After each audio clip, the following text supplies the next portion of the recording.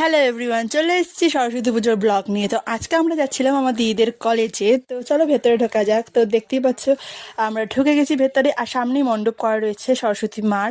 দেখো মূর্তিটা খুবই দারুণ হয়েছিল। তো এখন আমরা সোজা যাব খাওয়ার লাইনে। তো চলো যাওয়া যাক। এই দেখো গাইস, এটা হচ্ছে খাবারের লাইন। আজকে লাঞ্চের লাইন দেখো কতটা বড়। সেই দেখো কোথায় গিয়ে শেষ হয়েছে, আর এখানে সবাই মাঝখানে বসে খাচ্ছি।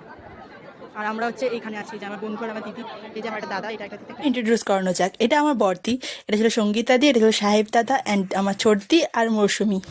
খাবারের মেনুতে ছিল বাসন্তী পোলাও, ছানার কোপ্তা, আলুর দম, আর আমার ফেভারিট মিষ্টি গোলাপ জাম।